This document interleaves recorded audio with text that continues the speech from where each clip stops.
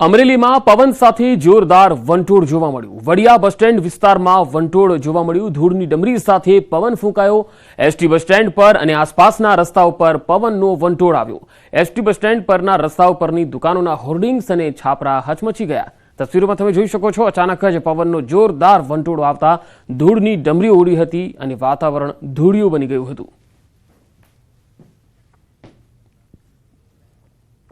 विद्यार्थी नेता युवराज सिंहे વધુ એક ભરતી પ્રક્રિયામાં ઠગાઈનો આક્ષેપ કર્યો છે। જીએસઆરટીસીમાં સિનિયર ક્લાર્ક અને કંડક્ટરની નોકરી આપવાના બહાને છેતરપિંડીનો આરોપ લગાવ્યો। બોરસદના નિલેશ મકવાણા અને આશીષ ક્રિશ્ચન નામના શખ્સોએ ફરિયાદી પાસેથી 97,200 રૂપિયા પડાવ્યા। તમામ પૈસાનો વ્યવહાર ઓનલાઈન કરવામાં આવ્યો। જીએસઆરટીસીના નકલી એપોઇન્ટમેન્ટ લેટર પણ આપવામાં આવ્યા। આધાર પુરાવા રજૂ કરવા છતાં 4 મહિનાથી પોલીસ ફરિયાદ નોંધતી ન હોવાના ગંભીર આરોપ લગાવ્યા છે। 97,200 આપ્યા હતા ટોટલ।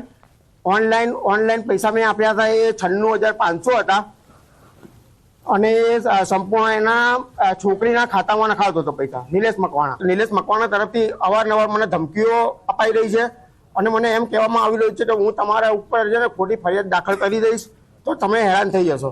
કોઈ જાગૃત વ્યક્તિ જો આવી અને સામે આ ચાલીને જો ફરિયાદ નોંધાવતો હોય તો હું એવું માનું છું કે તરત જ પોલીસે ફરિયાદ નોંધી જે પણ લોકોએ ઠગાઈ કરી છે, જે પણ લોકોએ છેતરપિંડી કરી છે એ ભવિષ્યમાં ન કરે એટલા માટે એક કડક દાખલો બેસે બંને તરફ।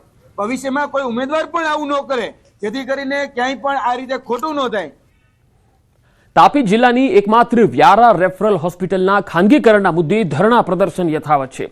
વ્યારા ખાતે 3જી તારીખથી આદિવાસી સમાજના લોકો અચોક્કસ મુદતના ધરણા પર છે। તેઓ હોસ્પિટલને સરકારી જ રહેવા દેવાની માંગ કરી રહ્યા છે। ત્યારે ધરણા પ્રદર્શનના 10 દિવસ બાદ પણ તંત્ર દ્વારા આ મામલે હજુ સુધી લેખિત બાહેધરી ન મળતા લોકોના ધરણા પ્રદર્શન યથાવત છે।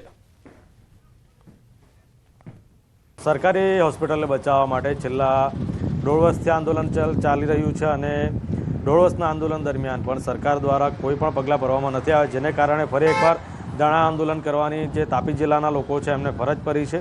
સરકારશ્રીને રજૂઆત કરેલી હતી, અમને મૌખિક બાહેંધરી આપવામાં આવી હતી, પણ સરકાર એ મૌખિક બાહેંધરીને લેખિત આપવામાં નિષ્ફળ ગઈ છે। તો અમે 3જી તારીખથી ધરણા પર બેઠા છે, જે ધરણાનો 11મો દિવસ છે।